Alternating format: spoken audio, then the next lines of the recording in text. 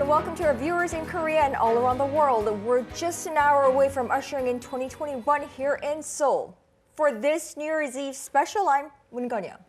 And hello everyone, I'm Lee Seung-jae, your host for Ushering in 2021. Now, for everyone out there, how would you all remember the year 2020? Well, this year was definitely the most challenging one compared to any other years. Now, Arirang TV has prepared a special year-end program to put an end to 2020, which has been a challenging one for all of us around the world.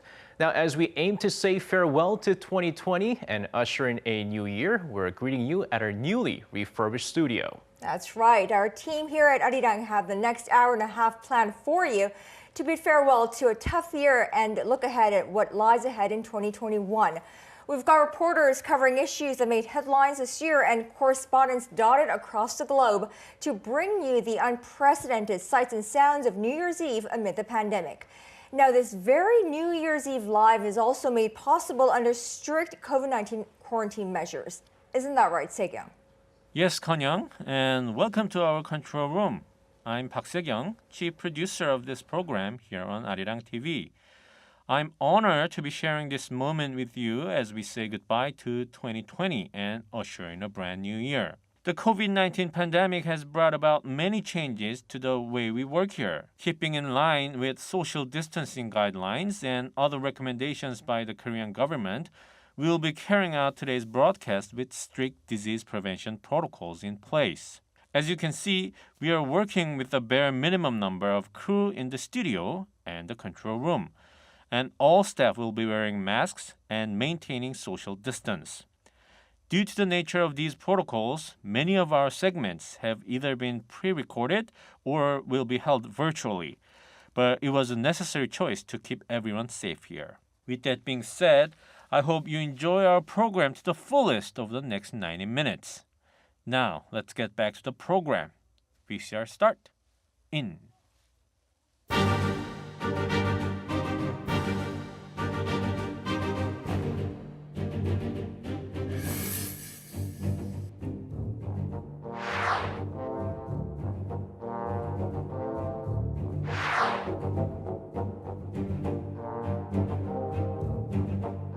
We have therefore made the assessment that COVID-19 can be characterized as a pandemic.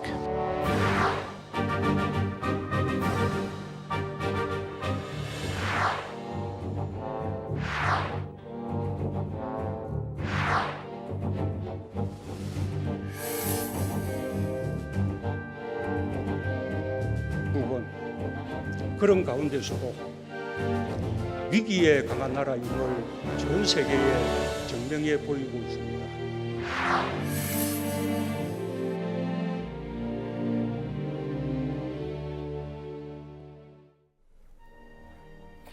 As we wrap up 2020, the year that it was, it's the pandemic that defined the year. Not only have we lost more than 1.8 million people to COVID-19 globally, more than 82.6 million have been infected, and the virus continues to impact all of us in all corners of the globe as it's changed the way we live, we work, we learn, the way we interact with one another. That's right. These changes are reflected here, of course, with these plexiglass shields that we see in the studio, but also reporters and camera crew on the scene kept their masks on at all times. Now, in August, Arirang's coverage of COVID-19 news surpassed 100 million views. Now, there were even international news that many films and dramas banned shooting kiss scenes to prevent the spread of COVID-19. Right, face masks have now become an essential part of our daily lives, and we've become more accustomed to seeing people covering their faces with masks. In fact, even when South Korea introduced its mask mandate in October, it was largely inconsequential as almost everyone had been wearing a mask for months at that point without being told by the government, something which has been credited for keeping cases low. That's right, and with social distancing, non-face-to-face or contactless culture has become a new norm. Many people worked from home, and students take online classes, parties, corporate outings, and even weddings are carried out online. And there are also an increasing number of people who enjoy films and concerts at home. Right. We've been able to maintain some normalcy to our daily lives, largely thanks to the tremendous sacrifices of frontline healthcare professionals battling COVID-19 from day one and even on this New Year's Eve. Here in Korea, we also took part in the Thanks to You challenge to show our gratitude to them. That's right. In an effort to share the challenges that the healthcare providers face, I also myself wore protective equipment myself. So why don't we take a look? Now, medical practitioners need to wear such personal protective equipment when treating patients in order to protect themselves from contracting the novel coronavirus. Now, while they can wear these PPE suits in just about 4 minutes, it actually took me about 20 minutes just to wear them. I also found myself sweating, breathless even when I tried to move just a bit, and it's made with felt, plastic sheeting film, and these protective gears actually lack air permeability.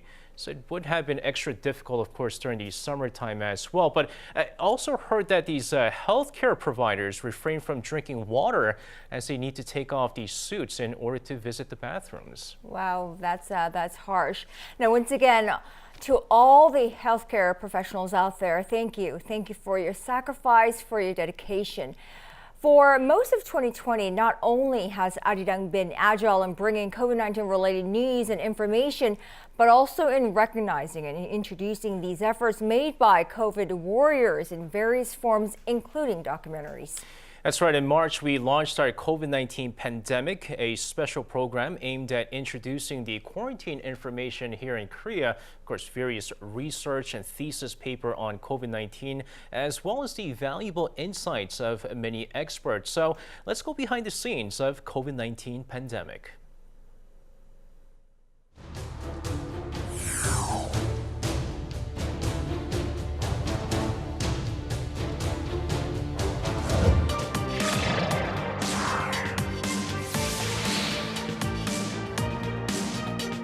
Hello and welcome to Arirang TV's special coverage of the COVID-19 pandemic. I'm Min Sun-hee. Starting from today, we bring you updates every weekday on the situation in Korea. Arirang TV's special coverage of COVID-19 began airing in March and is now approaching its 200th edition. It has now become Arirang TV's flagship program on the pandemic. Its goal is to inform the global audience on Korea's disease containment strategy, as well as the new tools being employed here to fight the outbreak, with one example being the wide adoption of contact-free technology. The program covers local news as well as key COVID-19 developments in countries abroad, inviting journalists and experts from 110 different locations across the world. Arirang TV is knitting closer ties with the global audience through virtual engagements in this new climate of social distancing. The show has provided timely and accurate information to its viewers who have put their trust and faith in the program and Arirang TV's coverage of the pandemic.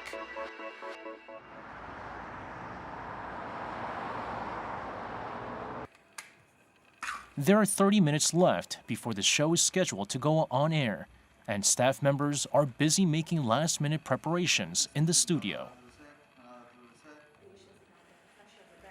Hand sanitizers, wet wipes, and plexiglass partitions have been set up to help people in the studio protect themselves and each other. Although crew members manning the camera and other equipment must wear a face mask, those in front of the camera do not, to help viewers read their lips and see their expressions. For this reason, special attention is paid to the disinfection of partitions, tables, microphones, and other surfaces that may be contaminated. Sunny Min has been hosting the program from day one and hasn't missed a beat.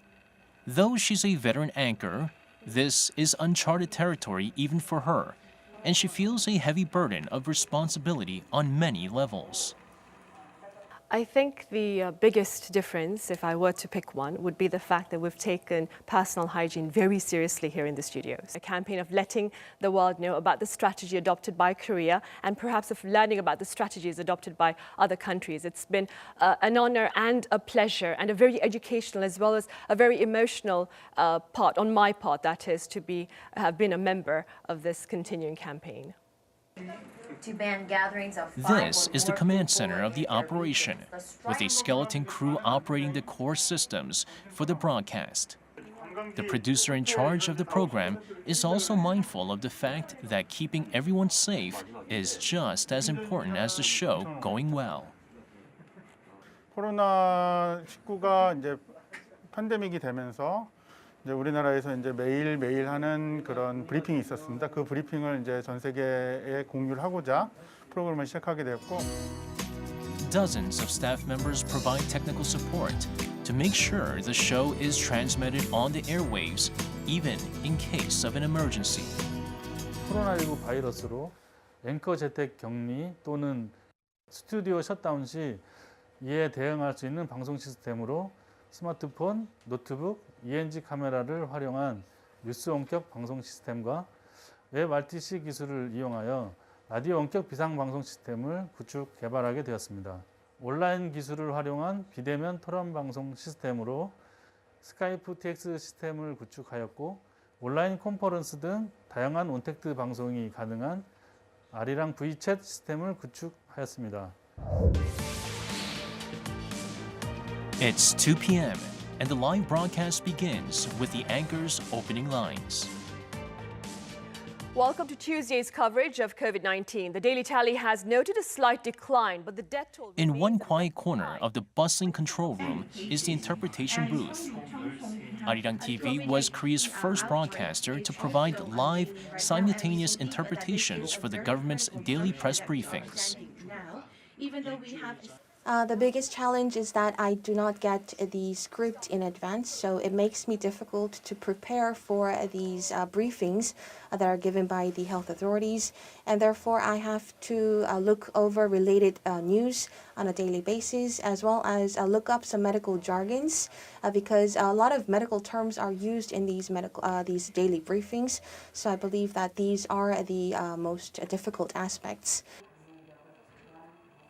On this day's edition, Arirang TV connected to a medical expert in the U.S., joined by an in-studio panel of local doctors to talk about the mounting stress and burnout being experienced by frontline healthcare workers. Amid growing concerns over an infodemic of fake news and misinformation regarding the pandemic, Arirang TV's special coverage of COVID-19 is spearheading efforts to deliver timely and accurate news to its viewers to help them stay informed and to save lives. Right, and Korea's signature drive-through and walk-through, walk-in screening centers and smartphone applications that alert those nearby virus carriers were also introduced on the COVID-19 pandemic program. That's right. Of course, more than 100 nations around the world have requested for South Korea's diagnostic kits and quarantine supplies. Of course, showcasing a spirit of solidarity, cooperation, gratitude, and consideration. Korea also sent face masks to many countries around the world. Now, masks and quarantine supplies were also delivered to Korean war veterans in 22 countries. But speaking of a lot of these kits that we just talked about, I have a box in front of me. Kanya, do you know what this box is? What is it? It looks huge. Well, on label it says, of course, the KF COVID-19 survival box. Now, this is actually a present that was given by the Korea Foundation, run by the South Korean government, to American volunteer groups who came for volunteer service to Korea back in the 60s and the 70s when, of course, South Korea faced great difficulties.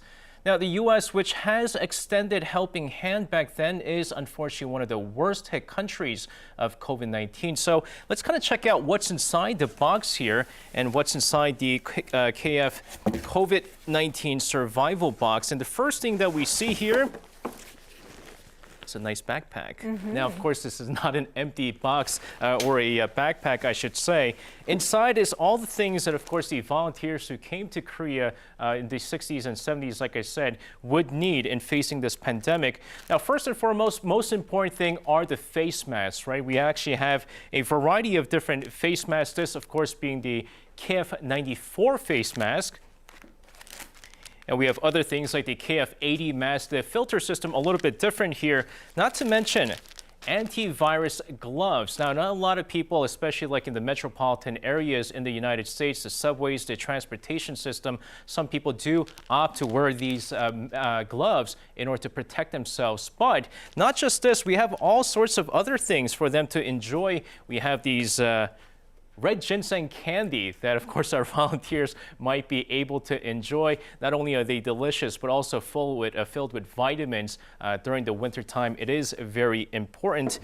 We have some mixed coffee. Now, I'm not sure if any of you guys know, but one of the trends that happened during the pandemic was the 달고나 coffee trend. Right. Hashtag 달고나 coffee. And so if you're able to whisk this, I think this is something that some of the volunteers would be able to enjoy. Now, there are other things that, of course, our volunteers are able to enjoy and, of course, need during the pandemic. But here's some gifts that, of course, was applied by the Korea Foundation. Found this one quite interesting. It is a fan. It's a silk fan. And this is a gift for the volunteers just to kind of remind the volunteers about the Korean traditional culture. It is very beautiful, but it doesn't end just there. There's another really nice gift. Nice fancy box here. And inside are these utensils. Now, these are traditional Korean utensils. Now, if you have a look inside, we have the chopsticks and, of course, the spoon. And if you look at the design of this, there's actually turtle.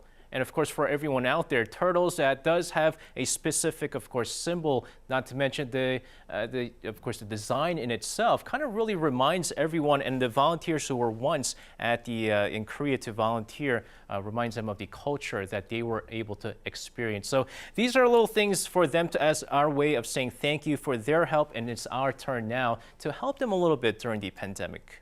Right, that's very nice. I mean, the silk fan, I don't know if you need that for survival, yeah, but very, very nice, very nice. So this is Korea paying it forward, paying back to those who have helped us out in the past, but now are facing a crisis posed by the pandemic.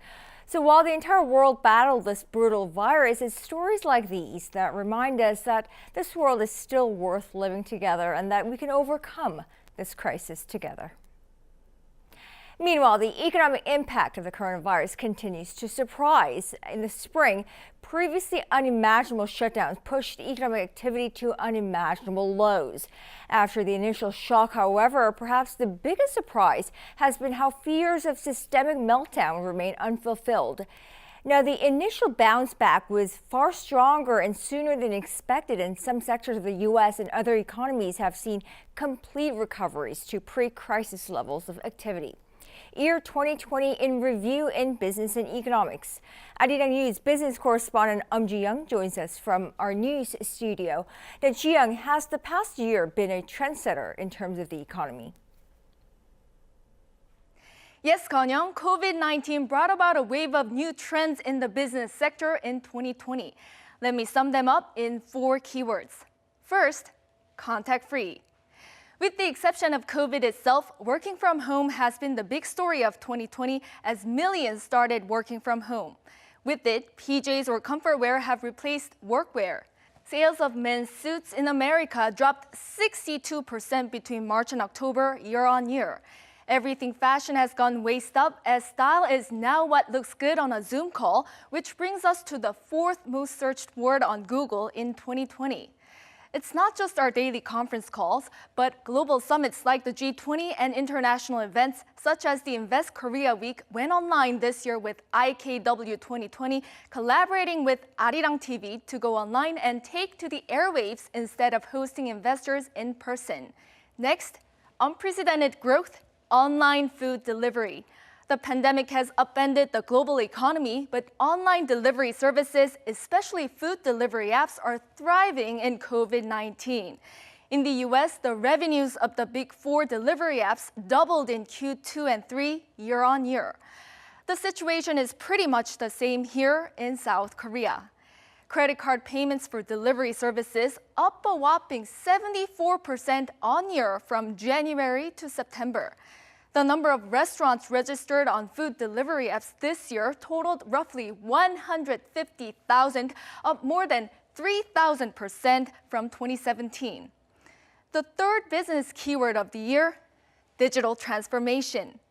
The pandemic exposed the fragility of the global value chains as essential supplies from many countries were cut off at times by the closing of borders. One way to reduce the shock has been localization, and Arirang TV's Smart Biz Accelerator says the local firm STI has used its technology to make a significant contribution to the domestic semiconductor equipment industry. STI has successfully localized synthetic quartz glass used for semiconductors and displays, which before was made almost exclusively by Japan. According to the World Economic Forum, technology will be crucial to enhancing global trade in the post-COVID-19 era.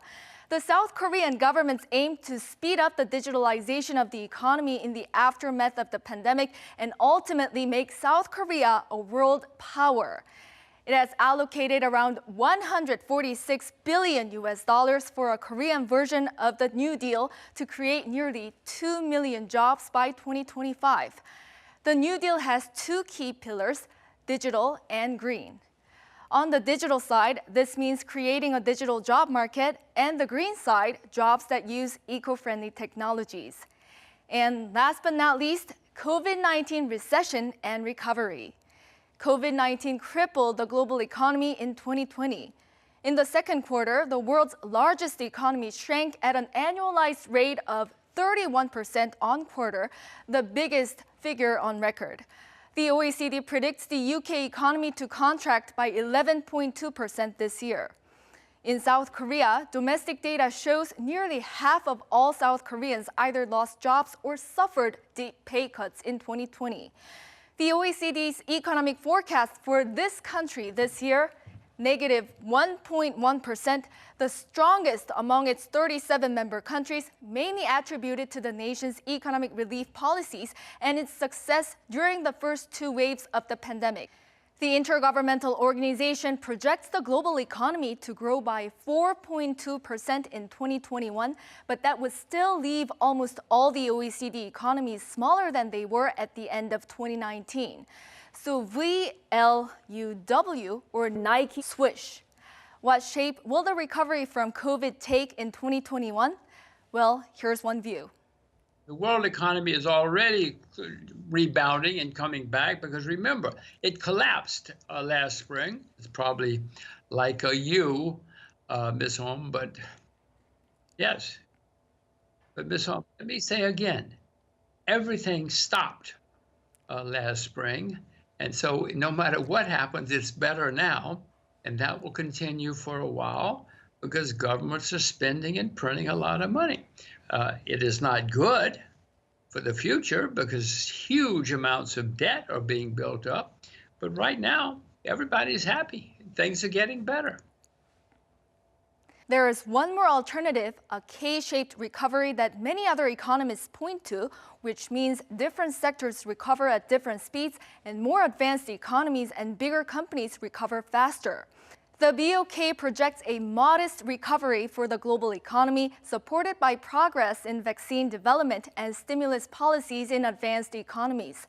Hopefully, the economy will rebound next year and things will get back on track along with our daily lives. Happy New Year, guys!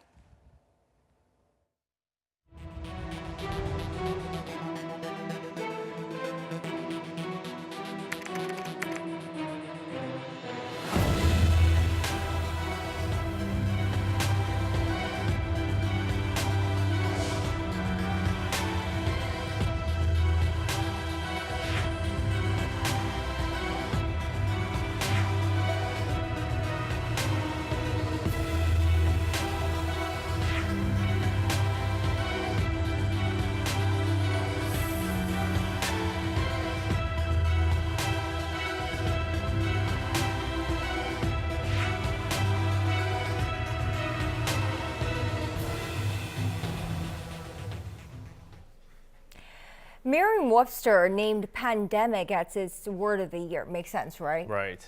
I mean, the dictionary's pick was an easy one for 2020, given how the coronavirus pandemic has dominated life this year. That's right, and other dictionaries have also chosen that the word as their word of the year, while, of course, users of dictionary.com elected unprecedented as the People's Choice of 2020 word of the year.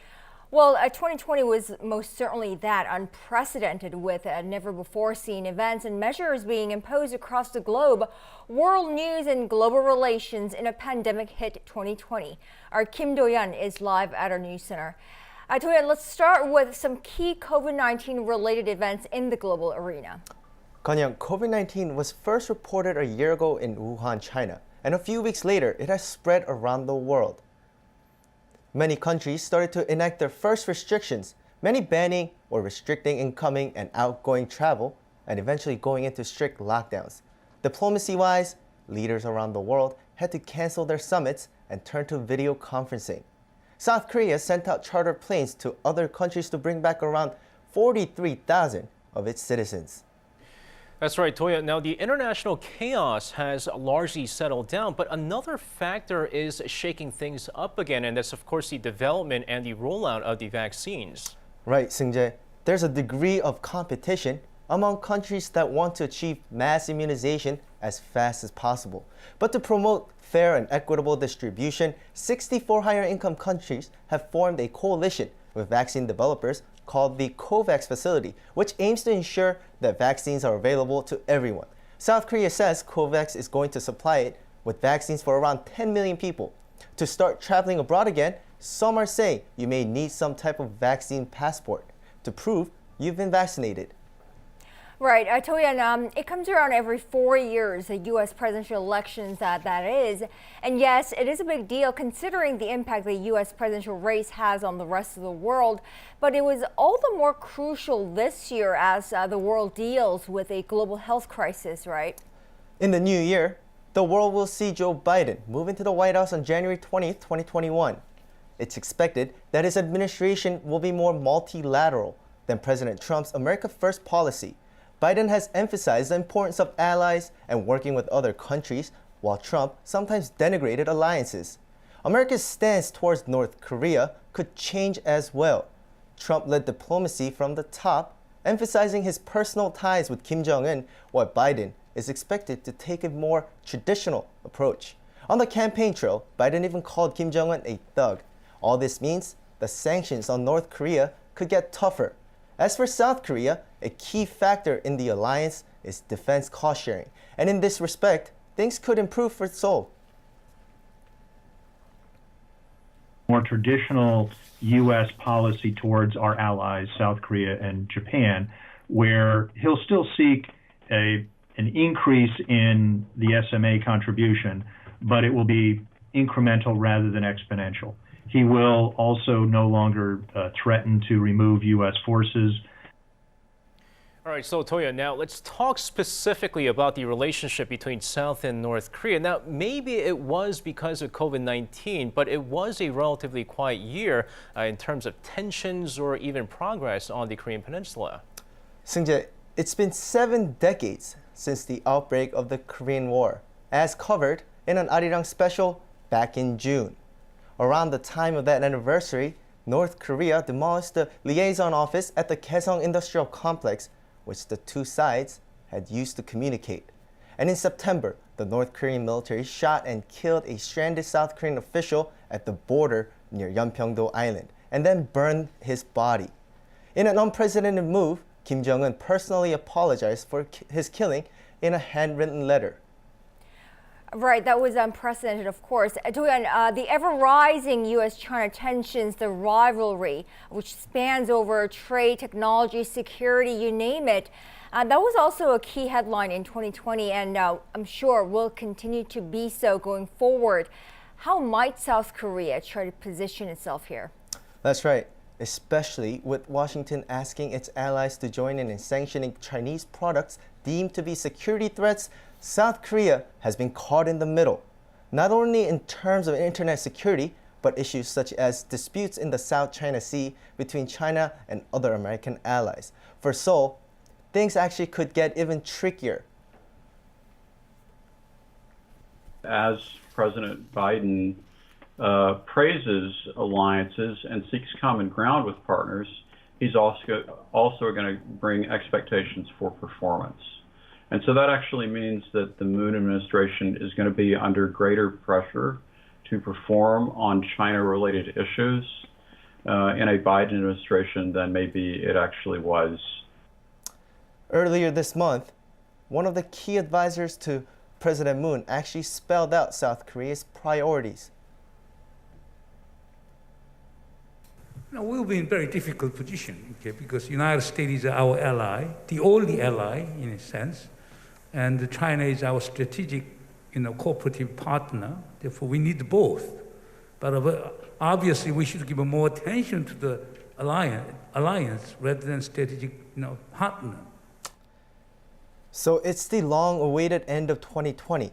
But as you can see, we can still expect an action-packed 2021 with the vaccines and a new U.S. administration. Absolutely. Foreign policy and international relations, another area impacted by COVID-19. Thank you, Joanne, for that wrap-up.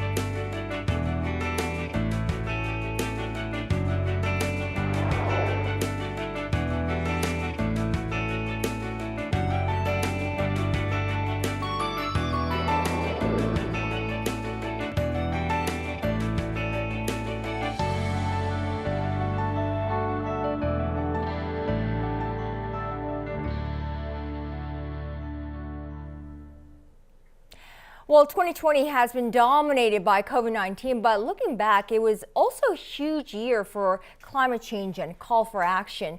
Despite a brief dip in global carbon dioxide emissions as a result of the pandemic, did you know that the planet is still heading for a global temperature rise in excess of 3 degrees Celsius this century?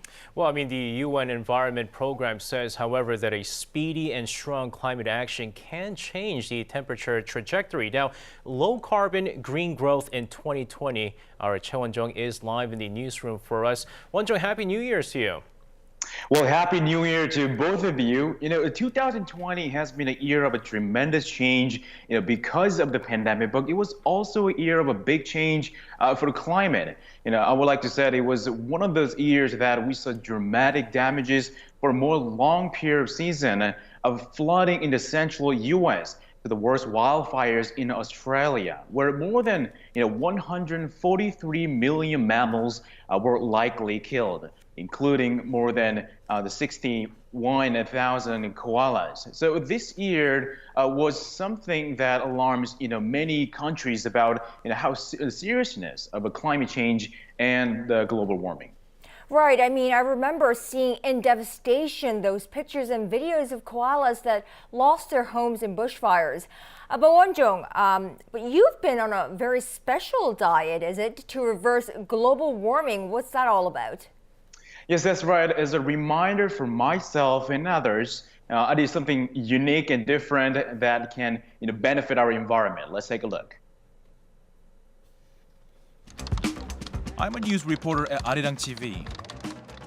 And as a part of news team, I don't just write articles, but rather I prefer to be in the field delivering stories based on what I experience.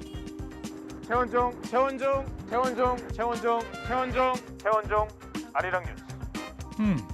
Not bad for today. 다음 아이템입니다. 네, 감사합니다. Interesting. Let's do this.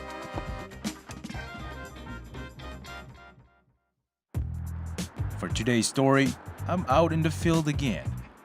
Step 1 for a special diet. Use public transport instead of a car. Step 2. Skip my latte for today. No thanks, I'm good.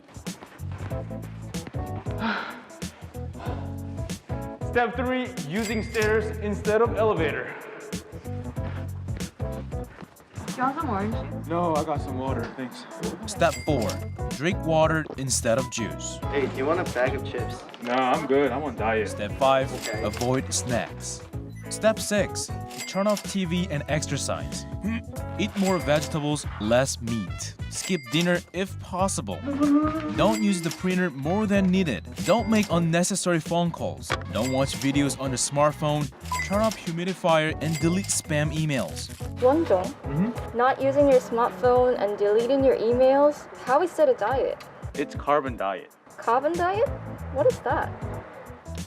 Well, what I was actually doing was a carbon diet, and what carbon diet is to reduce the carbon footprint.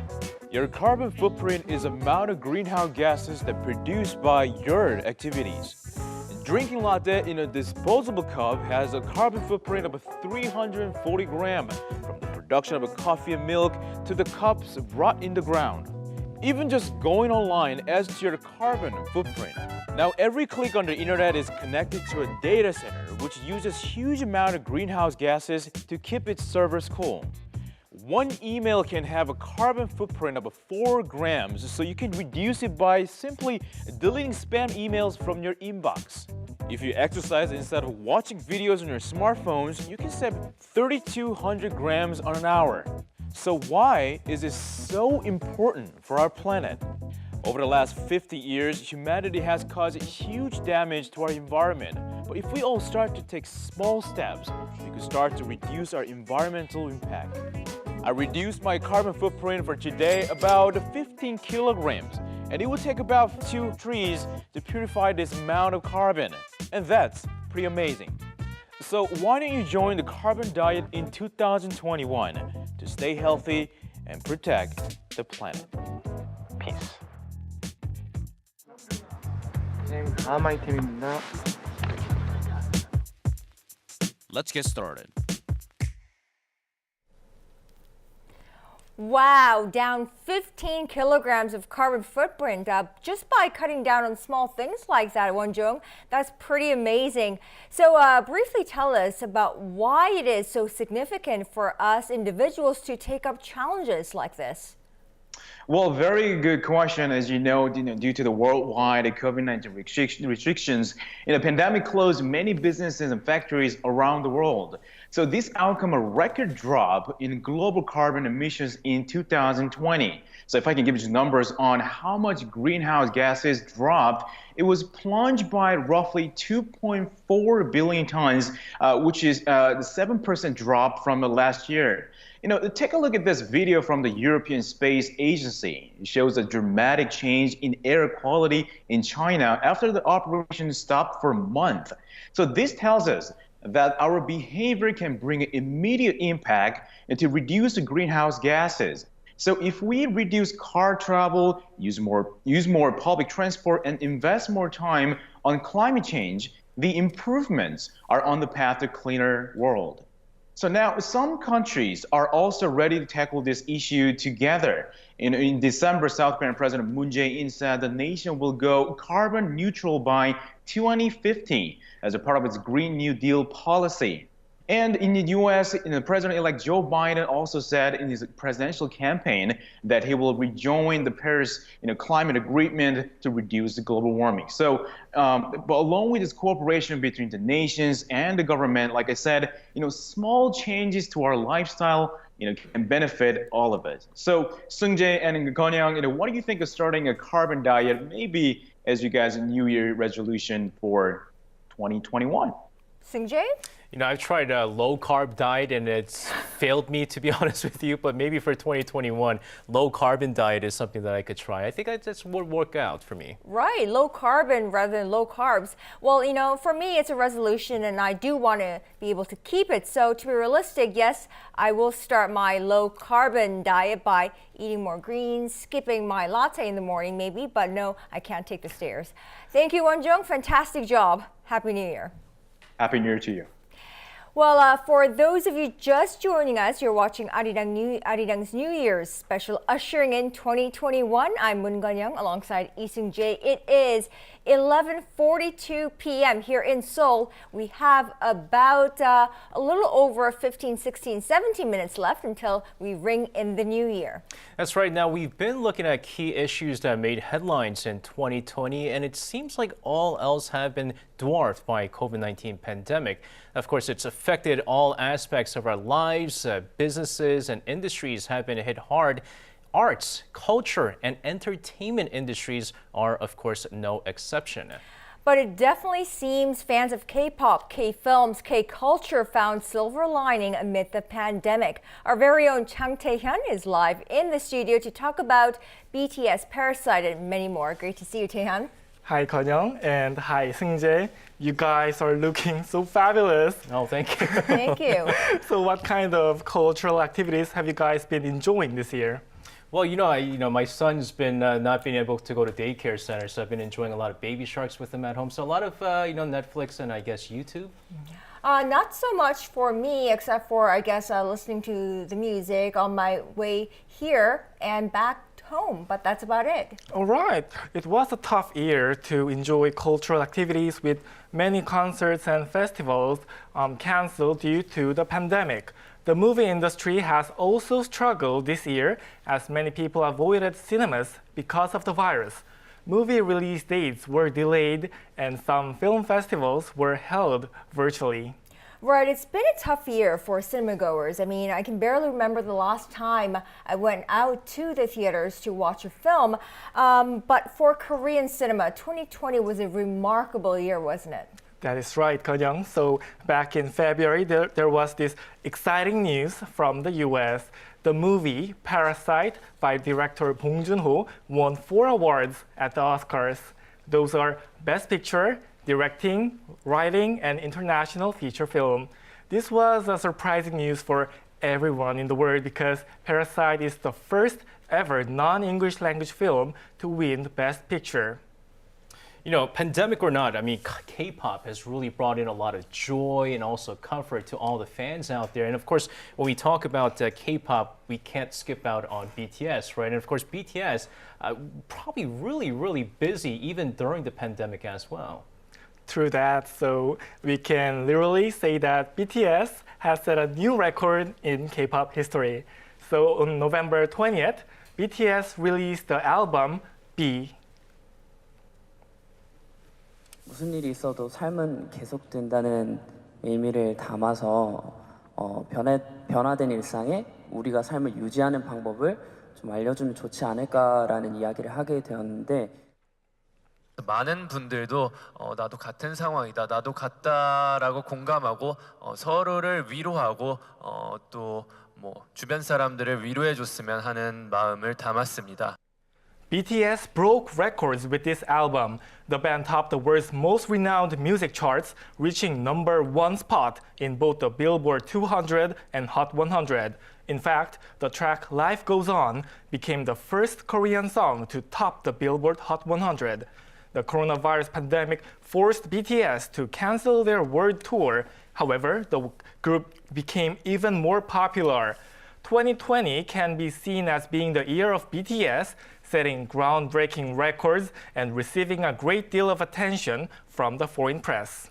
Well, BTS themselves have had to cancel, like you said, Taehyun, world tours and face-to-face fan events and fan meetings, but their fan base and their influence appear to be only growing all across the world. Some critics have pointed out that the key to their success are not only their skill sets and their performances, but their engagement and their continuous efforts to stay interactive with their fans, even during these challenging times. And not to mention, I had the chance to check out their performance at the Gyeongbokgung Palace, right? And I think that really went viral as well. The members wearing the Korean traditional outfit with the hanbok. Not to mention, I understand one of the members, Suga, he actually introduced a song with a mix of Korean traditional music, which went really viral all over the world. And because of this, I mean, BTS is certainly influencing fans around the world to, not only learn Korean, but also learn more about these Korean traditional culture, right? Absolutely. So as you listen to BTS or you just look at their music videos, you can feel that they're trying to integrate Korean culture into their art. So I've talked to many ARMYs, and they said that because of BTS, they wanted to know more about South Korea and are even planning to visit here. Some are interested in traditional Korean music called 국악 as well. To catch up with this latest trend, Arirang has launched a new program called Club.com, which is all about 국악 performances. I went to check it out. As Korean traditional music, or 국악, is receiving global attention, Arirang is making it easier for those overseas to enjoy the music. I'm here at the studio in Arirang to watch our new show called Club.com.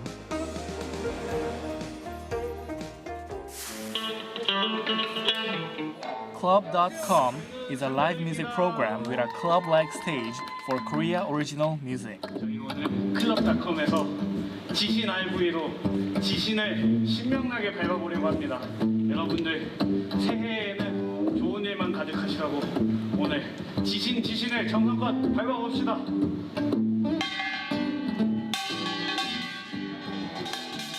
Many 국악 artists perform using their own individuality or took inspiration from other genres. 클럽닷컴은요, 이제 국악을 매개로 해서 조금 다양한 장르의 음악을 하는 밴드들을 좀 전 세계에 좀 소개를 하고자 기획을 하게 되었습니다. 이날치 요새 굉장히 핫하잖아요. 이날치를 섭외를 했었고 조선블루스라든지 서도밴드, 잠비나이 이런 국악을 매개체로 펑크라든지 락이라든지 이런 다양한 장르를 시도하는 밴드들을 섭외를 했었고 K-팝이지만 뭔가 국악이라는 색다른 그 사람들한테는 국악이 어떻게 보면 월드뮤직이니까 그런 면이 조금 어필이 되지 않았나 싶습니다.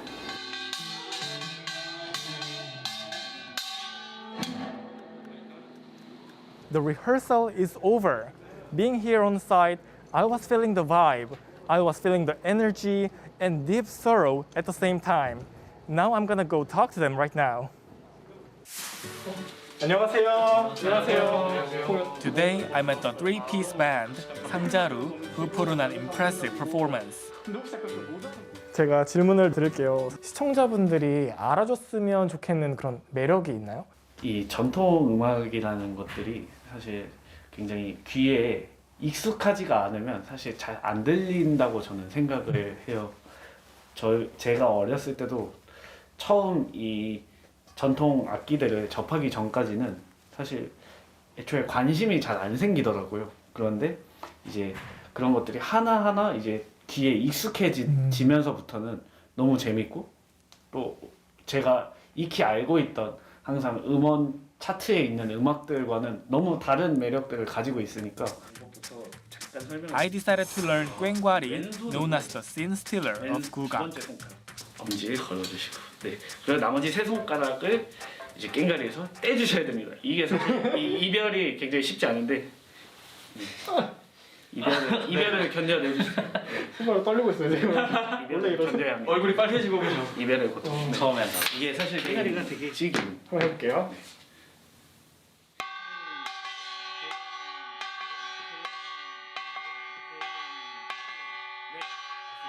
감사합니다. 빠른 시간 안에 국거리 한 장단을 배워봤네요.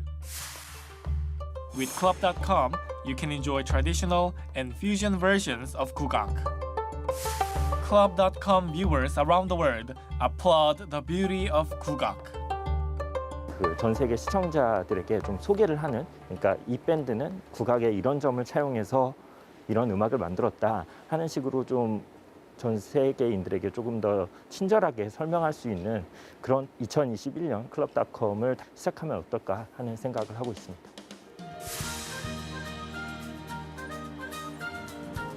That was just a small taste of 국악, but I could really see how much they love their art. I hope you liked it too. All right, so Taylor, let's kind of wrap up with the K-culture aspect of things. So K-culture in 2020, we can say that it's the combination of entertainment and technology. In times like this, when we can't gather or travel overseas, online concerts have allowed people to feel connected. As well as K-pop concerts, other genres such as musicals and ballet have moved online. And to let people have fun and help the entertainment industry, 2020 Korea Music Drive-In Festival was held in Incheon in late October. Artists like NCT U and Momoland performed, and Arirang broadcast the event so that fans around the world weren't left out.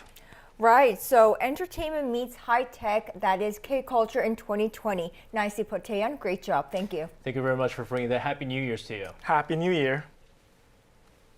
Now, as our Chung Tae-yeon mentioned, the pandemic is forcing interactions between stars and fans, such as concerts and fan meetings, to be canceled as Zoom becomes part of our daily lives. But for K-pop fans, there's always a communication channel wide open to enjoy their K-pop favorites and sometimes their favorite stars themselves.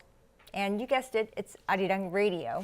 That's right. Even at this very moment, many K-pop fans are tuning into Arirang Radio for details on K-pop. Now, we have a very special reporter who will guide us through the scenes of how Arirang Radio, which delivers Korean news, daily advice, and K-pop information, is aired. So let's take a look.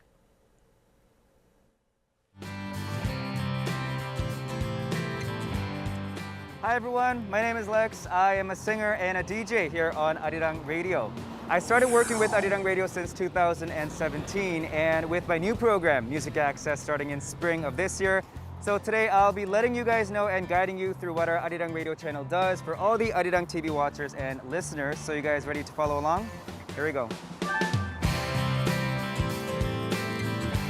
So Arirang Radio is South Korea's very first all-English radio program, and as we hit our 17th anniversary this year, so we've been informing and awareing our listeners about domestic and foreign news and also Korean lifestyle and Korean culture. And actually, I can proudly say we do lead in introducing K-pop to the world, as we were selected as one of the 10 best music radio stations around the world through the UK's The Guardian. And you know what? I feel like our show Music Access also has a bit of an input to that. So I host our program Music Access here in this studio from 2 to 4 p.m. KST. We play awesome K-pop music and interact with our MA fam and Arirang Radio listeners. But most importantly, we invite guests and listen to their live performances. But since everyone, the host and the guests, all need to wear a mask, it is unfortunate that we weren't able to listen to their live performances recently.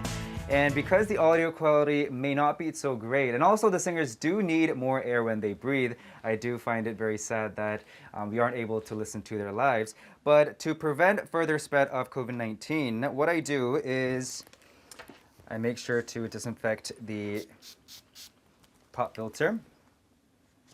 And also we have these transparent dividers in between these tables. And also I make sure to sanitize all these when people come and go. So this is Arirang Radio's news studio. I'll take you guys in. So this is where our reporters go on air introducing news.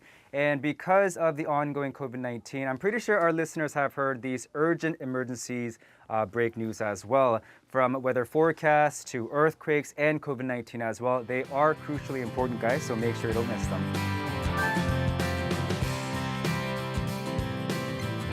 This is according to the Central Disaster and Safety Countermeasures Headquarters. I'm Ki Kim. You're listening to Arirang Radio. One of our Arirang Radio programs, Sound K, is actually getting ready for a special broadcast. And I think this can give some joy to those at home, maybe working or maybe social distancing as well. And I think they're in the middle of rehearsal, so let's go check it out.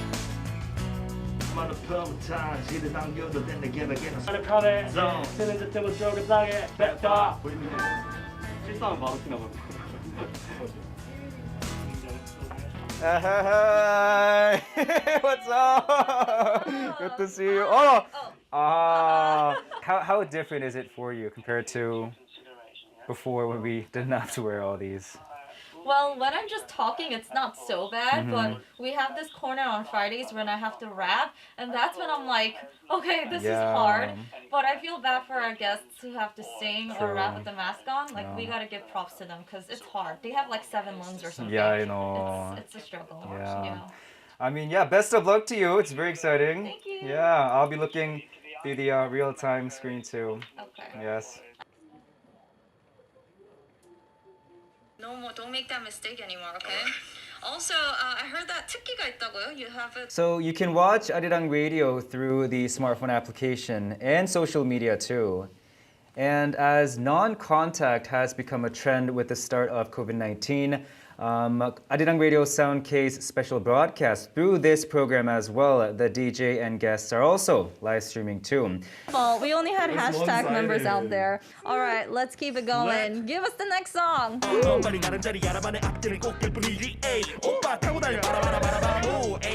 하루 종일 파도가 덮쳐든 겨드랑이 쨌든지 달려내 And we going in 국제선 타고 날아 돌아 돌아 새끼. With the global pandemic COVID-19, we really haven't been able to socialize and enjoy the outdoors like we used to. But I hope you guys never forget that Arirang Radio will always be by your side. And even next year, we're going to keep on informing you and bringing you the latest K-pop music and also giving you guys more fun as well. So please keep on supporting Arirang Radio and me, Lex too. All right, guys, stay safe and Happy New Year!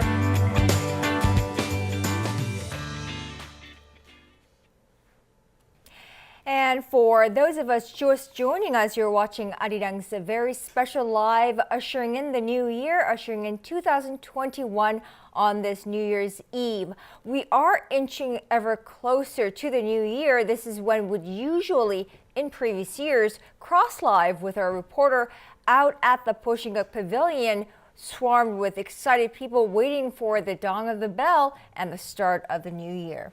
That's right. Of course, not the case this year, as the annual ceremony has been canceled due to the pandemic for the first time since the tradition began back in 1953. So the city of Seoul has instead pre-recorded it and is about to stream it live. Certainly a very unprecedented situation. I know a lot of people want to check it out, but these are some of the things that we have been doing, going virtual instead of actually being there to kind of safeguard people right now. Right, and we're just getting news that the Poshingak area in downtown Seoul, it's usually restricted off with cordoned off by the police with traffic, but tonight it's actually not. It's not because nobody's there and it's just a free drive out there. So this is very unprecedented, and we will be tossing it over to the bidding of the farewell, and let's bid our final farewell to a tough year that it was in ushering in a 2021. So ready? 10, 9, 8, 7, 6, 5, 4, 3, 2, 1, and Happy New Year. Happy New Year, everyone. 서울 시민 여러분, 서울시장 권한대행 서정협입니다. 기대와 희망의 2021년 신축년 새해가 시작되었습니다. 엄중한 코로나19 상황으로 인해 1953년 이후 67년 동안 한 번도 멈춤 없이 진행된 타종 행사는 그 무대를 보신각에서 온라인으로 옮겨야 했지만 보신각 종소리에 담긴 모두의 건강과 안녕을 기원하는 마음은 더 큰 울림을 갖게 되었다고 생각합니다. 시민 여러분, 새로운 10년의 시작이기도 한 2021년 새해는 위기의 끝인 동시에 새로운 기회의 시작이 될 것입니다. 코로나19로 인해 모진 시련과 어려움을 겪어야 했던 2020년을 뒤로하고 희망의 2021년을 함께 일궈 갑시다. 서울 시민 여러분 모두에게 새로운 희망과 소망이 결실을 맺는 신축년이 되길 진심으로 기원합니다. 새해 복 많이 받으십시오. 감사합니다.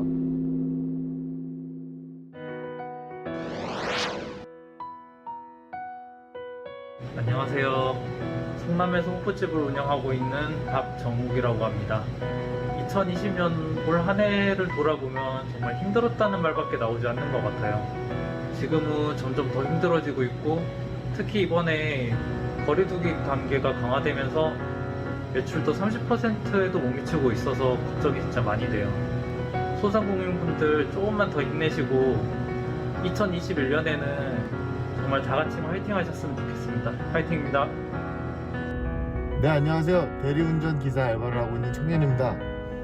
2021년은 꼭 코로나가 사라져서 모두에게 행복한 한 해가 됐으면 좋겠습니다. 이 마스크 정말 숨쉬기 불편하거든요.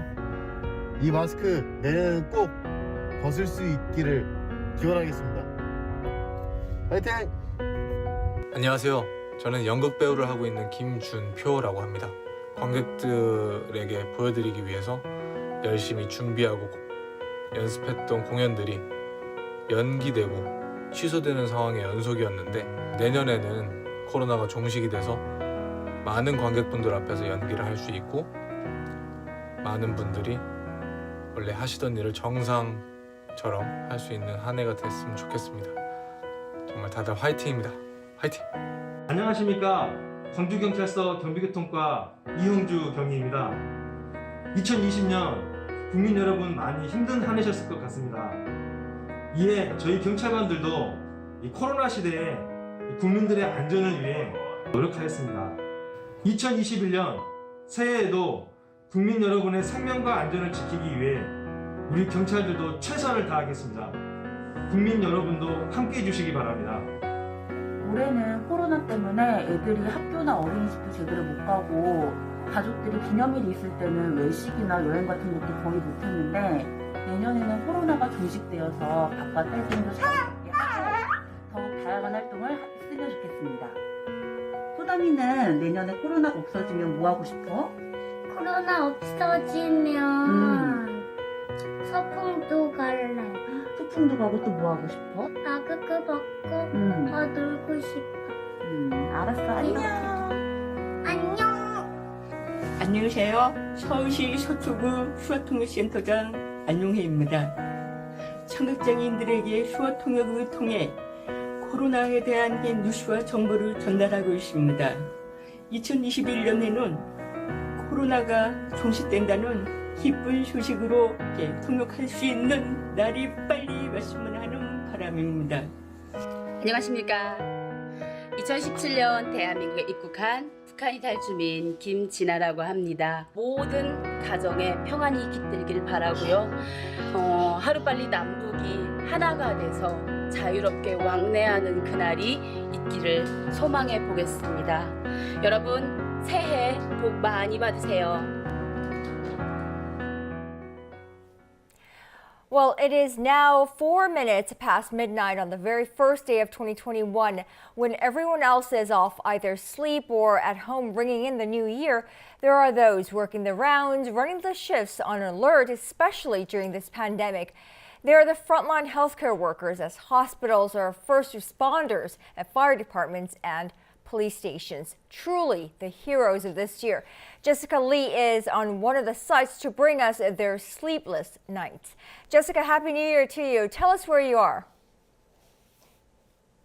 Happy New Year. I am standing in front of the National Medical Center in the Chunggu district, one of the facilities for treating COVID-19. Right now, it's 5 minutes past midnight, so the new year has come. So Happy New Year, everyone, once again. Actually, 2020 was a year when everything was so different and difficult.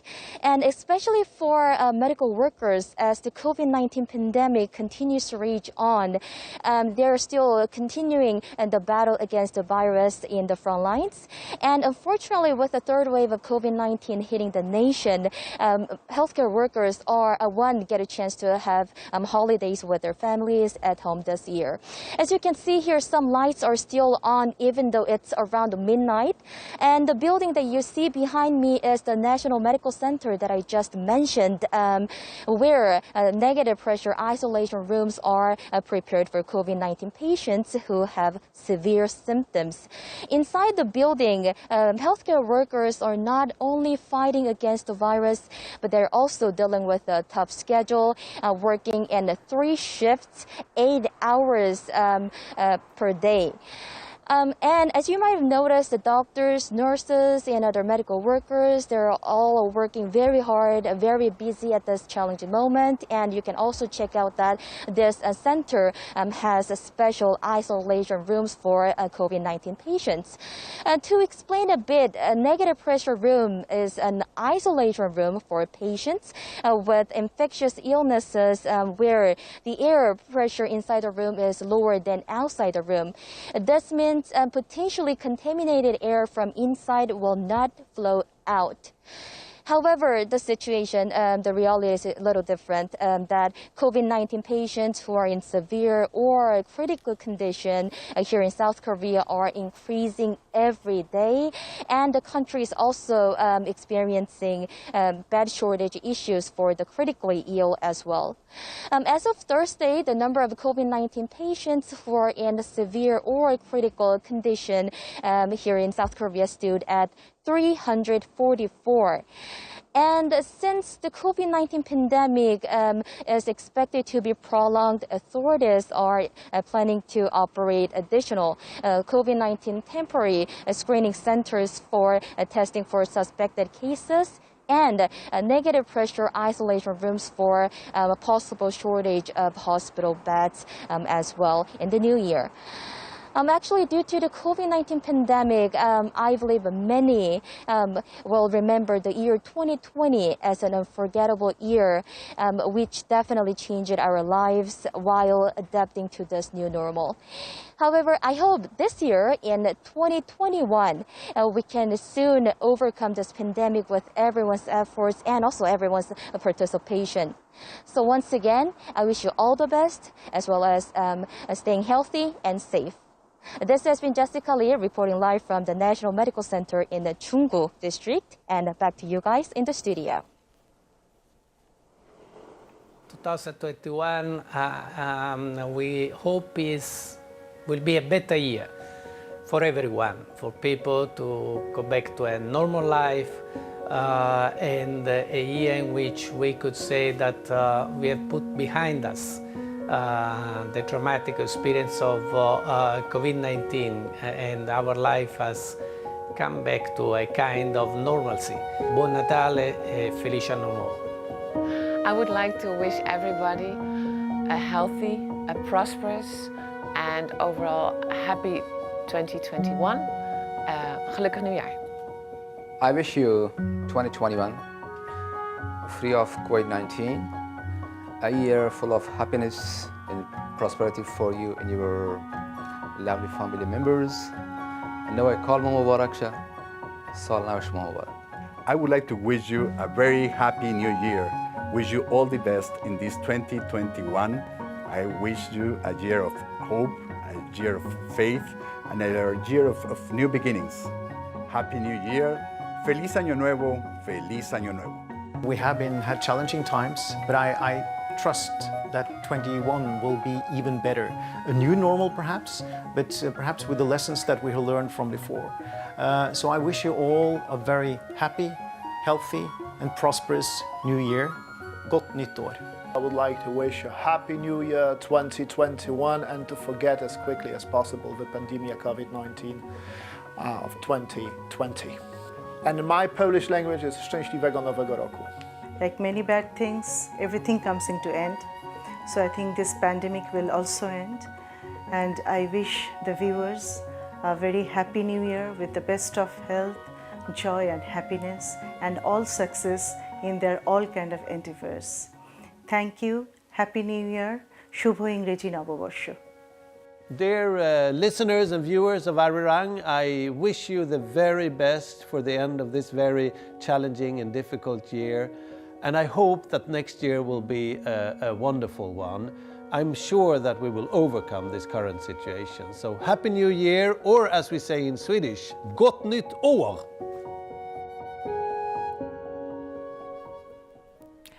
Well, Happy New Year, or 새해 복 많이 받으세요 in Korean.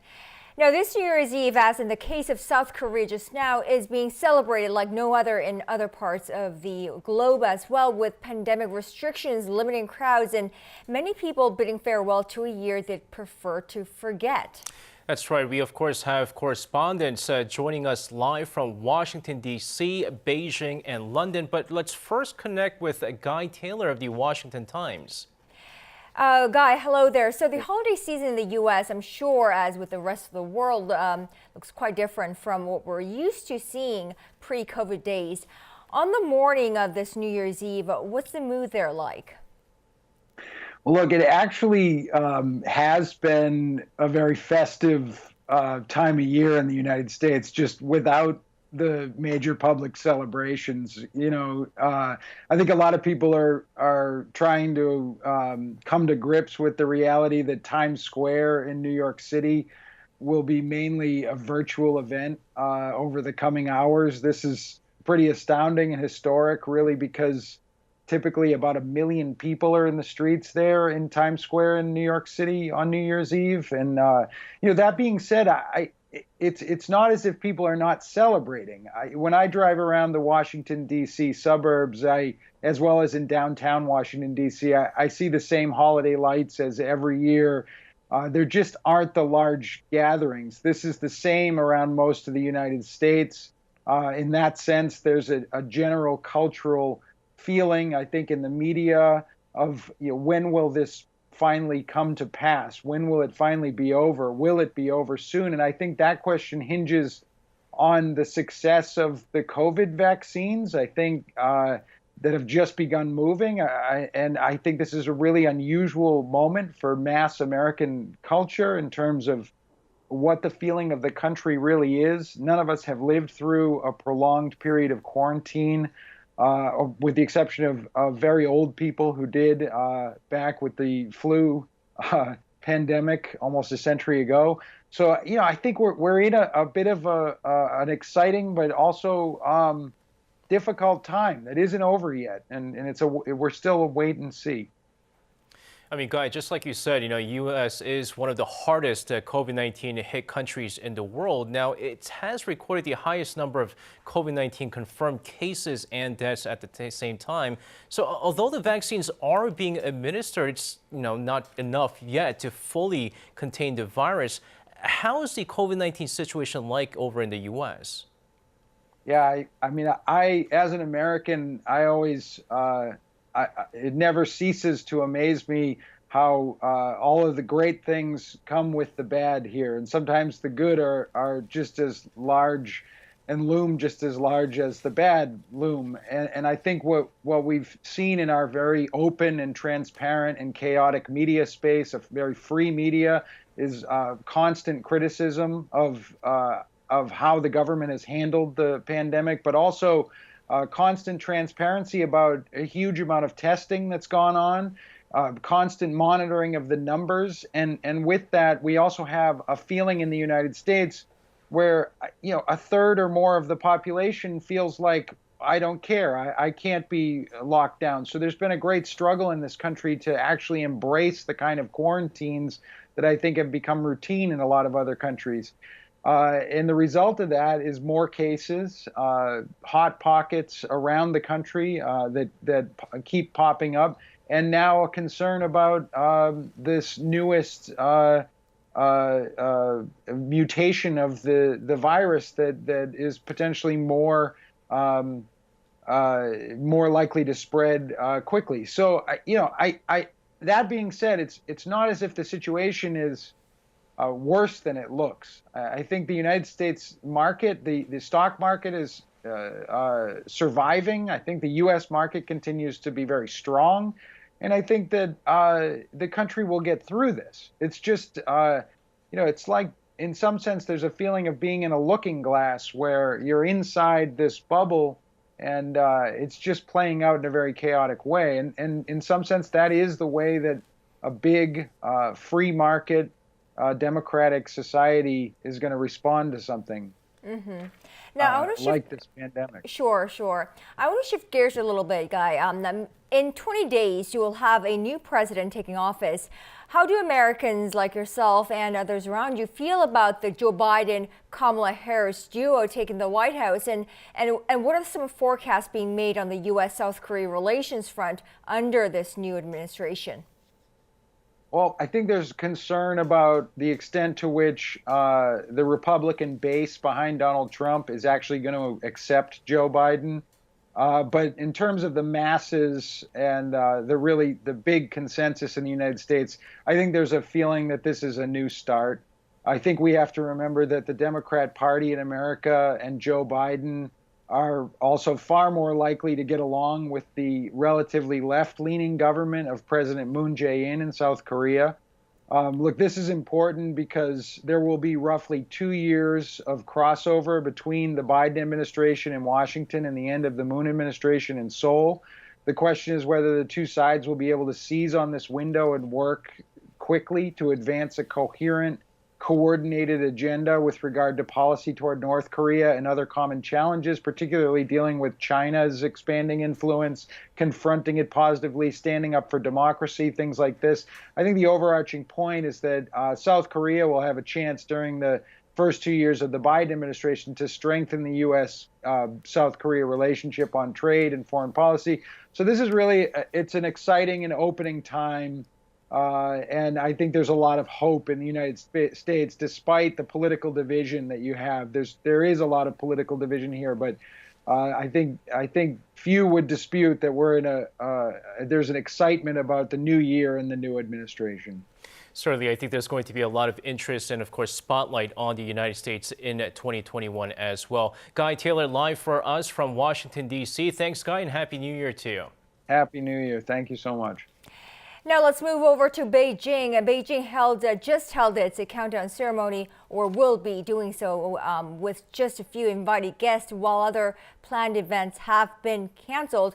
Fabian Kretschmer, China correspondent for DW News, is live for us. Happy New Year to you, Fabian. Great to see you again. Thanks. Happy New Year to you too. Yeah. Thanks.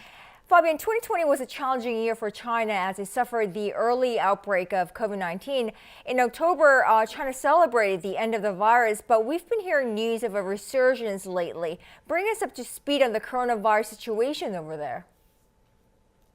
Yeah, there's a new infection cluster. I mean, the numbers are ridiculously low compared to international, if you compare to other countries. But it's quite concerning for China because here the goal was always to really eradicate the virus, to bring down the growth curve of daily infections to zero.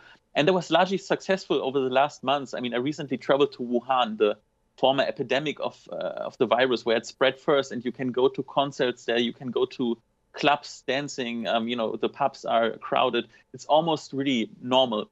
And now the new cluster actually spread through Beijing, and that's quite sensitive. That's the political center. That's also has a symbolic meaning. The government here wants to keep Beijing COVID-free. But this time, compared to the previous outbreak in Beijing, they do a more calibrated approach. For example, they do mass testing of the affected districts, and they also lock down several residential compounds. But in the rest of the city, most parts of the city, life goes on as normal. You can go to pubs. I mean, of course, the New Year's celebration, they are a little bit low profile, but I would say largely life goes on as normal. So, Fabian, although the world is, of course, struggling, Chinese economy, however, is actually recovering pretty fast from the negative impact, of course, driven by the pandemic. Now, amid the trade war between China and the United States, now it's known that China has newly introduced economic strategies to contain their rival. Do tell us more about their strategies. Yeah, I mean, my interpretation of this new 5-year plan, of this new strategy, is basically an answer to the trade war with the US. But let me first emphasize that China will be the first, the only economy in 2020 that will actually grow. It will be 2% that the GDP will grow. And that's quite astonishing. And that's only possible because the virus was, at least for a certain period of time, eradicated. And so they could really reboot the economy without any restrictions. Yes, the new paradigm shift in the economy, it's called a dual circulation. That's really just a vaguely formulation. But what it actually means is they want to focus more on the domestic consumption. They want to be more self-reliant and autonomous for sensitive technological products. And I think that's not really a good message to, for example, companies in South Korea or also in Germany, because the focus will definitely not be on international trade, but rather on the domestic economy.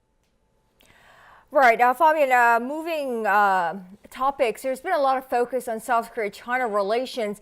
Are there any forecasts being made by the Chinese media or the academic or political circles over there?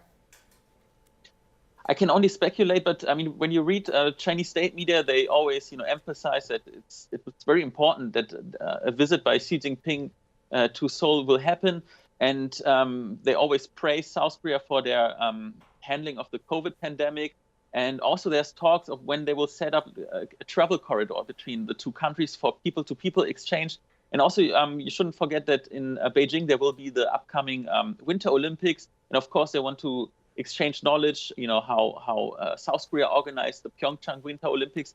But I mean, it's also a very geopolitical sensitive time.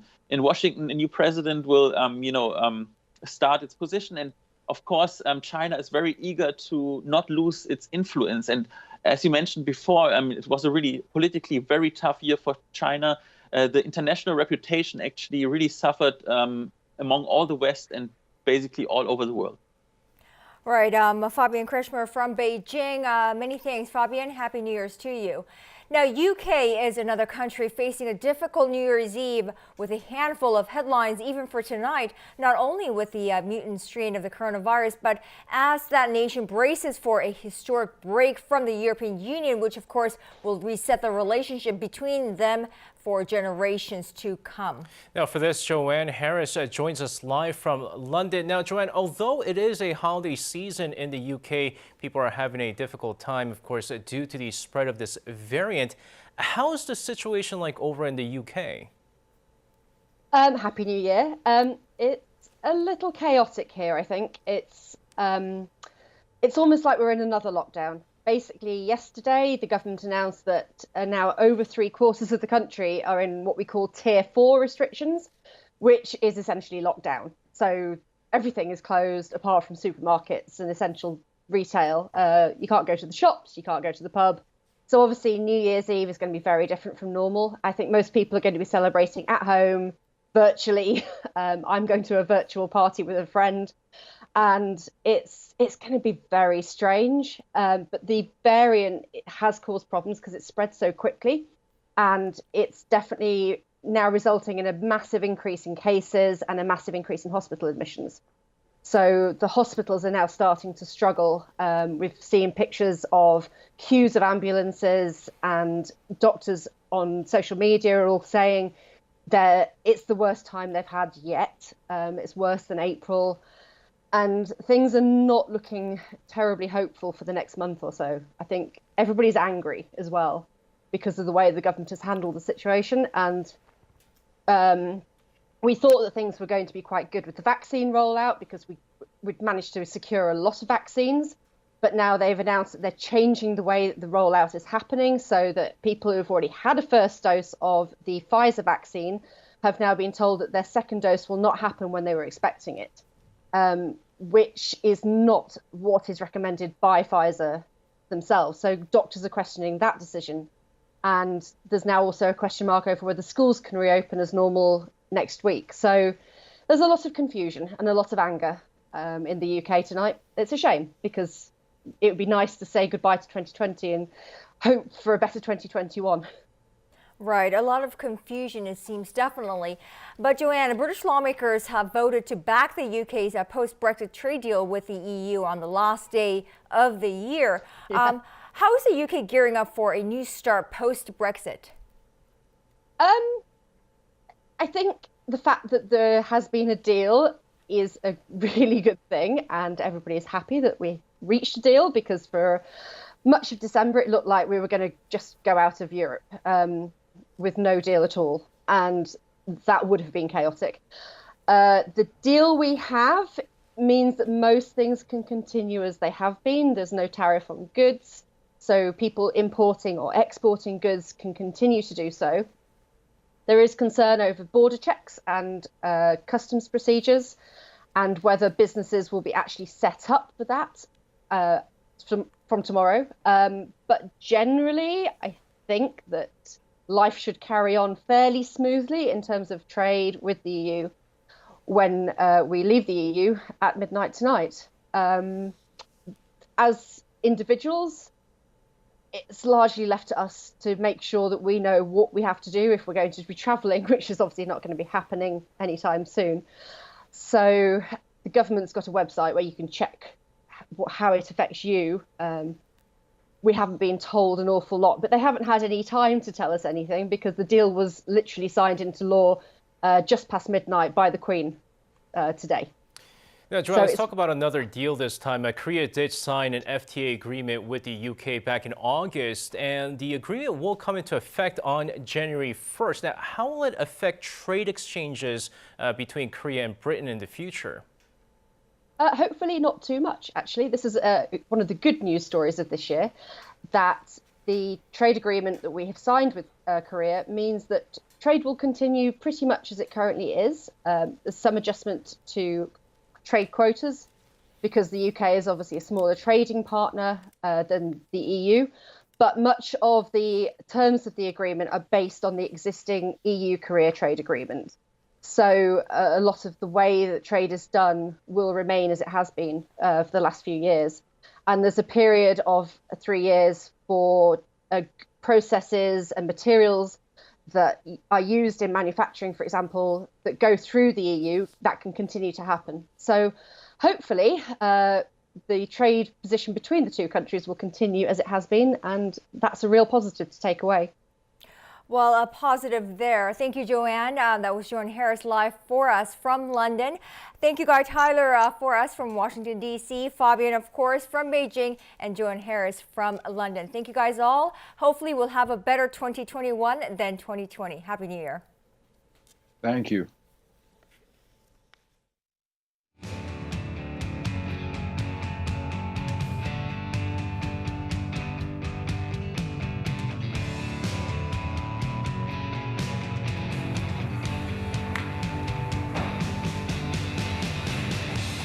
All right, nice to meet you. Thank you for this interview.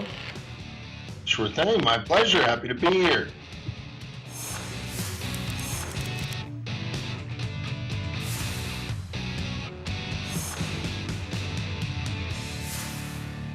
Well, you know, I have this this book here with me. It's a book written by yourself. Here you delve into what the future may entail after COVID in terms of jobs, education, our interpersonal relationships. Could you just, elaborate on what you write in this book, what the new normal would be like post-pandemic? I wrote when this first happened because I thought this was really an important time. A lot of things are changing. This is going to have huge implications for real estate markets, for work, for corporations, for individuals, for the way we live, work, everything about our lives. So are we never going to go back to life as we know it?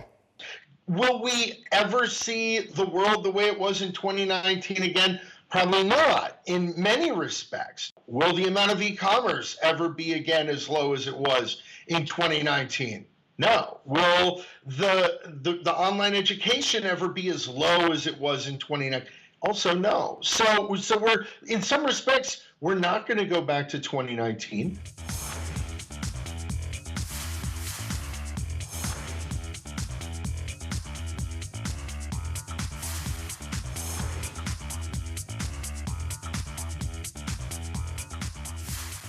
Well, breaking it down by countries, for example, of course, containing COVID-19 is on top of every country's agenda at this point. Do you believe the future, the fate of each of these countries in the years ahead will hinge on their ability to successfully manage the pandemic? The pandemic situation, managing this, is absolutely critical for economic recovery, for especially a number of industries. And those are the jobs. There are tens of millions of them in the United States, millions of them in most other countries like Korea. It really just depends on the size of the country, right? But there's a lot of jobs that won't fully recover until the pandemic is managed, vaccinations hit scale, they show a high efficacy, and countries are able to manage the pandemic weakness. And that's going to take a little bit of time for some countries, more than others. Well, COVID-19 has also triggered the worst economic downturn since the Great Depression and wiped out thousands of jobs. Speaking of jobs, a great deal of changes have also taken the way we work, like Zoom, and the way we interact with one another, like just the way we're interacting right now. You know, teleworking, remote learning, like you just said, while new industries have also emerged. What post-pandemic changes are you expecting in regards to employment and economic structures?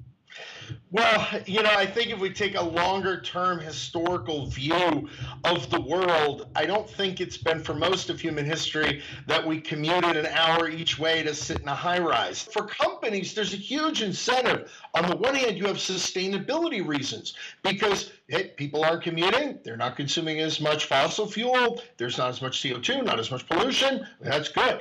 Then chances are you might see a change where people aren't commuting to the work every day the way they used to, and that you actually end up with maybe even a more distributed population across regions. There's a huge geographic arbitrage that then is in place, and the ability to distribute a population has a lot of economic, social, political, environmental, there's all kinds of benefits.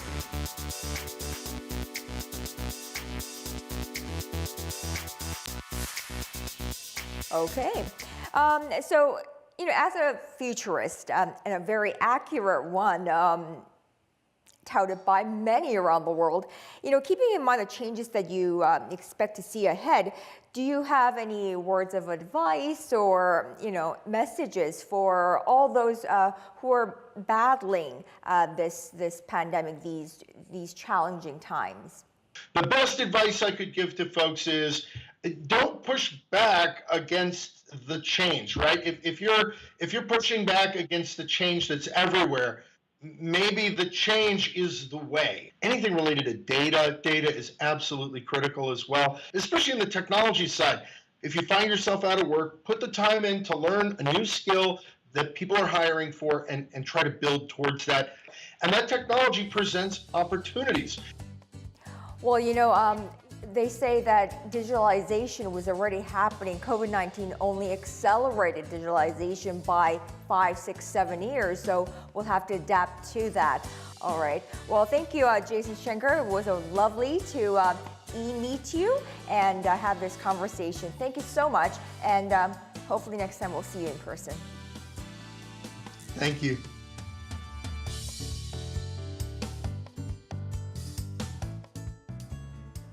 Now, COVID-19 vaccines have finally been developed after a year since the virus was first reported. Now, of course, many countries around the world are racing to get their hands on the vaccines for their people. But at the same time, there are mounting tasks when it comes to the COVID-19 vaccine. So let us now connect with the Director General of International Vaccine Institute, Mr. Jerome Kim.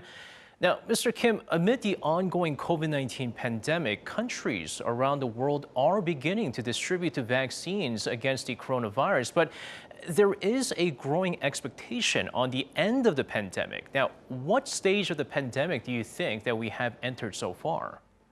So Winston Churchill said this at one point, but he said, you know, this is not the end. This is not the beginning of the end. It is maybe the end of the beginning. So really, when we think about the availability of a vaccine, that's only the start. So, you know, we're talking again about maybe 16 billion jabs being given out all over the world. And then there are a huge number of scientific and technical questions that go around vaccination. We don't know how effective the vaccines are, how they'll work in countries or communities to protect not only the people who are vaccinated, but the people around them from infection. So I think we're probably going to be wearing masks for a while. Right. So the equitable distribution of the COVID-19 vaccines have been discussed since the early stage of the vaccine development, and it's now at the top of the global agenda. Now, the COVID-19 vaccines are being hoarded by rich countries at the moment, but in the past, it said that the vaccinations actually started in the underdeveloped countries first to check their safety. So, I mean, the current situation seems to be the opposite of what it used to be. How do you evaluate the situation as a vaccine expert? I think that it's going to be very important that we give some consideration to what we call equity in the distribution of vaccine, particularly early on in the crisis. So there's already been modeling supported by the Gates Foundation that would suggest that if the high-income countries take the first 2 billion doses of vaccine without any consideration for equity, then global COVID deaths will double. And that's an unacceptable number of additional deaths or infections. Now, Mr. Kim, you've been emphasizing the importance of mass vaccine system by saying that the vaccines themselves don't save the people's lives. We have to prepare a mass vaccination program. Now, can you elaborate on what specific program you mean and, of course, what should be done in order to make this possible? Right. So, vaccine and vaccination programs are very important for the control of many diseases. Often, and in many places in this world, we're actually very good at giving vaccines to children. So recent developments over the last decade or decade and a half have meant that millions of children around the world now get the vaccines they're supposed to get, 80%. But when we think about COVID, we actually have to think not about pediatric vaccination programs. We have to think about a universal vaccination program. We have to vaccinate not only the babies but we have to vaccinate their teenage brothers and sisters. We have to vaccinate their parents. We have to vaccinate their grandparents. So rather than just focusing on the youngest, now we have to focus on everybody. And actually, we're doing it in reverse, right? We're going to be vaccinating the elderly first. Again, there aren't around the world necessarily systems to vaccinate the elderly. So we're going to have to really work hard to put into place those programs that will vaccinate everyone. Now, Mr. Kim, given that the IVI's headquarters is based in South Korea, I'm assuming that you're aware of the vaccine development status here in Korea. So how do you assess South Korea's vaccination plans and the current vaccine development status? Now, some countries like Korea are very good at getting a lot of people vaccinated very quickly. And maybe, again, as Korea did during the control of the outbreak through masks and hygiene and distancing, maybe Korea will have something to teach other countries. But Korea is much more efficient than many countries at vaccinating its people. I mean, look at the influenza vaccinations. So maybe Korea will catch up significantly and very quickly because of its infrastructure around vaccination. Now, because of the COVID-19 pandemic we're facing right now, people around the world are now fearing novel viruses. Now, is there a possibility that a new virus could emerge in the future? And if so, how do we prepare for something like that? There are additional viruses that frequently live in animals that can make a jump into humans. And so, coronaviruses are one of those viral types. So we have to set up a good system of surveillance. We have to be checking people around the world for unusual pathogens so that we know what they are, so that we can develop countermeasures against them. So that's, I think, one of the most important things. The second part is, we keep hearing about new types of the coronavirus 19 mutants that are appearing around the world. And some of them, although they're not more lethal, they're not more deadly, appear to spread more readily than the original versions of COVID-19. As we're rolling out vaccines, we also have to keep up surveillance for mutants in COVID-19 to make sure that the vaccines actually continue to protect people against the new mutants that are arising. Now, finally, Mr. Kim, as a vaccine expert, do you have any words of advice or messages that you'd like to share with our viewers who are entering the new year amid the COVID-19 pandemic? Yes, so I think that the most important thing to remember is that the vaccine is just a weapon in the war against COVID. But in order to win a war, you need a strategy, in this case, a comprehensive strategy of COVID-19 prevention that includes a vaccine, but initially will also include masks and distancing. The other thing that you need to manufacture this weapon, this vaccine, in massive quantities at very high quality, and then you have to use it and vaccinate people. So it's going to take an army of people who are doing vaccination in order to vaccinate all the people around the world who need protection against COVID-19. Thank you very much, Mr. Kim, for your insights. Thank you very much. Now, that was Jerome Kim, the Director General of International Vaccine Institute, joining us on the program today. 차가운 겨울 그대로 주저앉아 멈출 건 나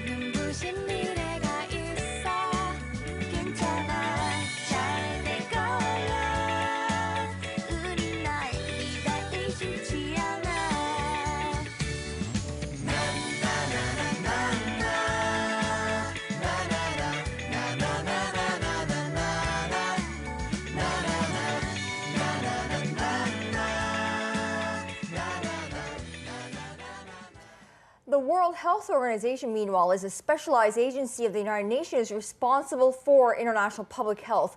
Now, this is the very organization that declared COVID-19 a pandemic back in March.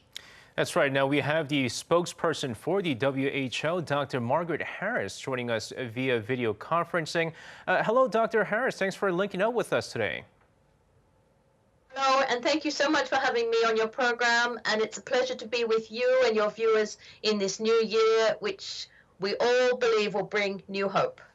Absolutely, and thank you for being with us. Now, Dr. Harris, December 31st marks exactly 1 year since the novel coronavirus, or SARS-CoV-2, was reported to the WHO.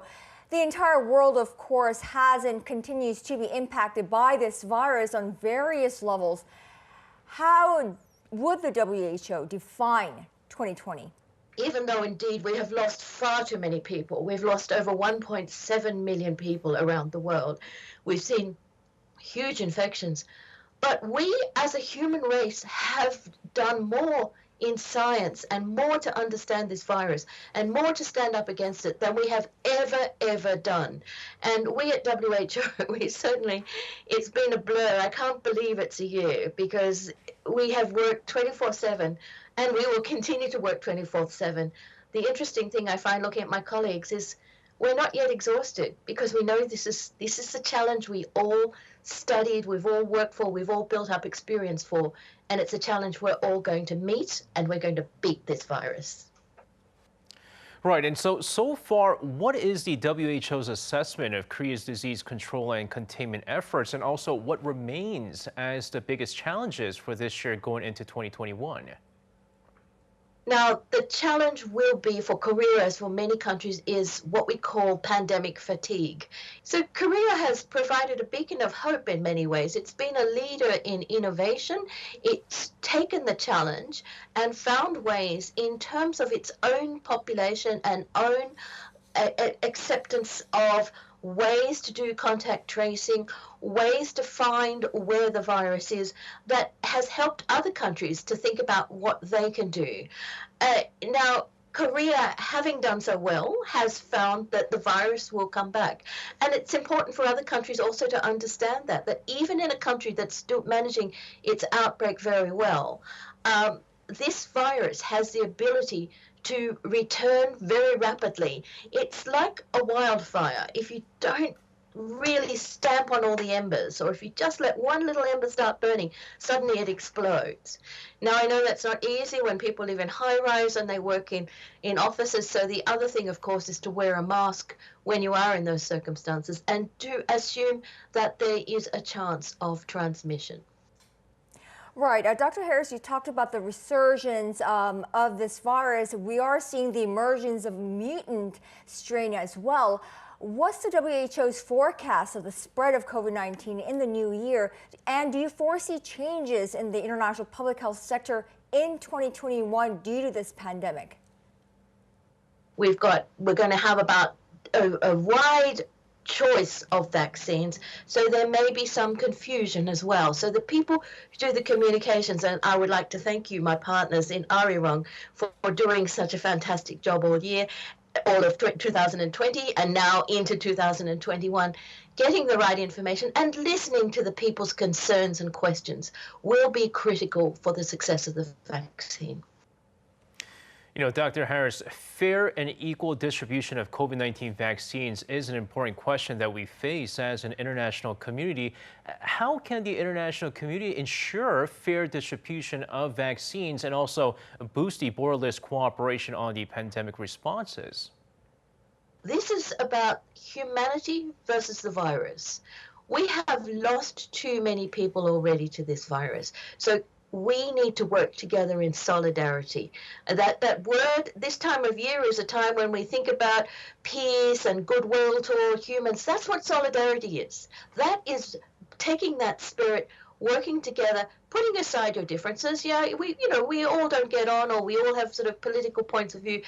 This year is the year we as humanity work together and beat the virus. Hopefully so. 2020 was a year that really highlighted the vital role of the World Health Organization. Do you have any new plans for the new year, especially when the expectations and standards for your organization runs higher than ever before? Countries that had good access, where the population can access the healthcare system, where there are lots of nurses, doctors, ancillary workers, community workers, they have managed to beat this pandemic more effectively. But the other important thing is all the other care everybody needs all the time could also be provided. So for us, strengthening all of that, really building something called universal health coverage. That means everybody has access to the healthcare they need throughout their life cycle. That is one of our most important goals this year. Dr. Margaret Harris, the spokesperson for the WHO, once again, many thanks for your insights, and we really do appreciate it. Thank you so much for having me, and thank you to all your listeners, because I know you're all going to go out there and in solidarity help each other and help the world to beat this virus in 2021. Absolutely. Thank you. Now, of course, once again, year 2020, which was filled with challenges posed by COVID-19, has come to an end. And we welcome 2021, but unfortunately, we're not yet certain whether we can put an end to the pandemic this year. Now, many experts at home and abroad are still researching with the hope to overcome the pandemic. And eventually, I'm actually confident that we will be able to claim victory over the virus. Absolutely. And after all, 2020 has forced a recalibration of ambitions and expectations at a personal level. You know, at the start of the year, remember, Sanjay, our aims might have been a promotion or a higher salary. Today, those hopes have been replaced by something, more modest and indeed better for us. To go see friends, visit the pub, watch live sports in the stadium, or visit somewhere new. For all the horrors of the year, hope is still present. As the historian Agathias wrote in the 6th century, times of disaster throw up prophets who talk about the doom and gloom and predict how much worse things will get with great certainty. Much better then to be positive and optimistic. So, a very happy New Year, everyone. This year will be better than the last, for sure. For sure. Happy New Year, everyone. Bye-bye.